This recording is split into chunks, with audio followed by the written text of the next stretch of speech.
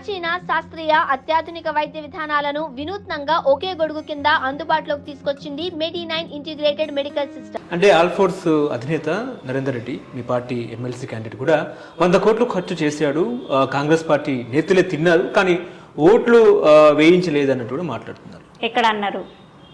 అవాస్తవం. ఆయన ఏదైనా వేదిక మీద మాట్లాడిండ్రా? మాట్లాడలేదు. ఆయనే కూడా ఈరోజు కాంగ్రెస్ పార్టీలో కాంగ్రెస్ పార్టీ బలపరిచిన అభ్యర్థి కాబట్టి, కాంగ్రెస్ పార్టీకి చెందిన వ్యక్తి కాబట్టి ఈరోజు కూడా ఆయన కాంగ్రెస్ పార్టీకి సజెషన్స్ ఇస్తున్నాడు. కాంగ్రెస్ పార్టీకి ఎక్కడ లోపాలు ఉన్నాయి, ఎక్కడ లేవు అనేది అది ఇస్తున్నాడు తప్ప నేను ఇంత ఖర్చు పెట్టినా, నన్ను కాంగ్రెస్ పార్టీ మోసం చేసింది, నన్ను వీళ్ళు వాడుకున్నారు వాళ్ళు వాడుకున్నారు అన్నట్టుగా ఎక్కడా మాట్లాడలేదు. ఆయన ఒక విద్యా సంస్థకు చెందిన వ్యక్తి. ఆ విద్యా సంస్థకు చెందిన వ్యక్తికి సేవ చేయడమే తప్ప అబండాలు నిందలు వేయడం రాదు. కాబట్టి ఈరోజు ఆయన అబండాలేసిండా, నిందలేసిండా, ఏం మాట్లాడిండా, ఆయన మాట్లాడిన దాన్ని వక్రీకరించి ఈ రకంగా సోషల్ మీడియాలో ఈ రకంగా ప్రచారం జరుగుతుందా చూడాలి. ఆయన పార్టీకి ఇప్పటివరకు లాయల్గా ఉన్నారు, పార్టీ వ్యక్తిగానే భావిస్తాం. ఆయన పార్టీకి చెందిన వ్యక్తుల మీద ఎవరి మీద ఎలాంటి ప్రచారం చేయలేదు, ఏ రకంగా కూడా ఆయన తప్పుగా మాట్లాడలేదు. కాబట్టి మాట్లాడని విషయాలను మాట్లాడినట్టుగా చిత్రీకరించడం అనేది మాట్లాడే వాళ్ళకు తగదని చెప్తున్నా. అంటే నరేందర్ రెడ్డి ఓటమి వల్ల కాంగ్రెస్ పార్టీకి పెద్దగా ఫరక్ ఉండదా అంటే ఏం చెప్తారు? అంటే ప్రతిదీ కూడా, ప్రతి విజయం కూడా ఎలక్షన్లో విజయం అనేది ప్రతి పార్టీకి అవసరమే. మాకు 99 సీట్లున్నా 100 సీట్ కోసం ఆరాటపడాల్సిందే.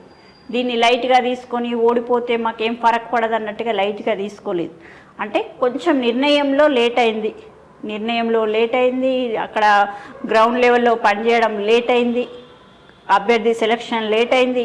ఇవన్నీ కారణాలతో లాస్ట్కు కూడా అందరూ కూడా ప్రతి నియోజకవర్గానికి చెందిన నేత కానీ, మంత్రులు కానీ, అక్కడ ఉన్న ఇన్ఛార్జెస్ కానీ ప్రతి ఒక్కరు కూడా అక్కడ కరెక్ట్గా ఖచ్చితంగా పనిచేసిండ్రు. ఆయన ఓటమికి కారణం అనేది చెప్పినా కదా ఇప్పుడే, చెల్లని ఓట్లే బీజేపీకి ఓటేయండి అని చెప్పి సాక్షాత్తు సీఎం రాష్ట్ర ముఖ్యమంత్రి చెప్పడం జరిగింది అన్నట్టు మాట నిజమేనా? సీఎం గారు మాట్లాడిన మీటింగ్లో నేనున్నా, మంచిర్యాల సభలో. ఎందుకంటే నేను కూడా one of the incharge, Asifabad MLC election incharge కాబట్టి అక్కడ నేనున్నాను. కాబట్టి ఆయన మాట్లాడిన వర్షన్ వేరు, బయటికి వెళ్తున్న వర్షన్ వేరు.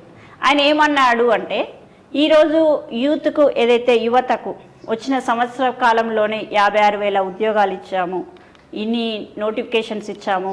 గత ప్రభుత్వం 10 సంవత్సరాలు చేయని పని కూడా ఈరోజు డిఎస్సి నోటిఫికేషన్ కానీ ప్రతిదీ కూడా చేసి చూపించాము. మరి మా కోసము అంటే ఇంత మంచి చేస్తున్న ప్రభుత్వానికి ఓటేస్తారా? 2 కోట్ల ఉద్యోగాలు అని చెప్పిన నరేంద్ర మోదీకి ఓటేస్తారా? అంటే మంచి చేస్తున్న ప్రభుత్వాన్ని ప్రోత్సహించకుంటే తెలంగాణ సమాజానికే ముప్పు. తెలంగాణకు ఏమీ ఇవ్వని పార్టీని గెలిపిస్తే ఇంకా తెలంగాణకు ముప్పులాగా, ఒక ఉప్పెనలాగా వస్తుంది. కాబట్టి ఇంకా వాళ్ళ గర్వం అనేది పెరిగిపోయే అవకాశాలు ఉంటాయి. కాబట్టి అట్లాంటి పార్టీలను ప్రోత్సహించద్దు. ఒకవేళ ఇఫ్ మీరు అట్లాంటి పార్టీలని ఎంకరేజ్ చేసేది ఉంటే ఈరోజు మేమే కాదు నష్టపోయేది, యావత్తు తెలంగాణ సమాజం, యావత్తు తెలంగాణ యువత అనే ఉద్దేశంతో మాట్లాడిండు. అంటే నష్టం మా ఒక్కరికే కాదు, యావత్తు తెలంగాణ మీద నష్టం వాటిల్లుతుంది. మేము ఏమి ఇవ్వకుండా గుండు సున్నా ఇచ్చినా మాకు యువత ఓటేసి పట్టం కట్టించింది కాబట్టి మేము ఇంకా నిధులు ఇవ్వాల్సిన అవసరం లేదని కేంద్రంలో ఉన్న బీజేపీ ప్రభుత్వం అనుకుంటుంది. కాబట్టి అట్లాంటి ఆలోచన అనేది విరమించుకోండి. నిజంగా వాస్తవంగా చూస్తే ఈ ఒక్క ఎమ్మెల్సీ ఇవ్వడం వల్ల ప్రభుత్వం ఏం పడిపోదు, మాకు వచ్చే నష్టం ఏం లేదు, మేము సేఫ్ జోన్లోనే ఉన్నాం, తెలంగాణను డేంజర్ జోన్లో పడేయద్దు అనే ఉద్దేశంతో ముఖ్యమంత్రి గారు మాట్లాడింది తప్ప వేరే రకంగా ఎక్కడ మాట్లాడలేదు. ఇప్పుడు నా ప్రశ్న ఏంటంటే, చాలా మంది రకరకాల పార్టీలు కూడా కొన్ని విశ్లేషణలు చేస్తున్నాయి, సోషల్ మీడియాలో వింటూనే ఉన్నాము. ముఖ్యమంత్రి రేవంత్ రెడ్డి బీజేపీ నాయకులకు, బీజేపీ అధినాయకత్వానికి దగ్గరగా ఉన్నారు. అంటే మీ పార్టీ యువ రథసారథి రాహుల్ గాంధీ ఆయనకు అపాయింట్మెంట్ ఇస్తలేరు, కానీ సాక్షాత్తు దేశ ప్రధానమంత్రి మోడీ అపాయింట్మెంట్ ఇస్తున్నారు. అందుకే ఆయన దగ్గరలో ఉన్నారు, బీజేపీ దగ్గరలో ఉన్నారు, ఎప్పుడైనా వెళ్ళిపోవచ్చు, ఒక క్యాడర్ని కూడా సిద్ధం చేసుకున్నారు. అందుకే అసంతృప్తిలో ఎక్కువగా వాళ్ళ స్వరాన్ని వినిపిస్తున్నారని చర్చ. నిజమేనా మేడం? అంటే అవాస్తవం. ఎందుకంటే ఇది సెక్యులర్ దేశం. అంటే ఏ రకంగా అంటే ఫెడరల్ భావాలున్న ప్రజాస్వామ్య దేశం.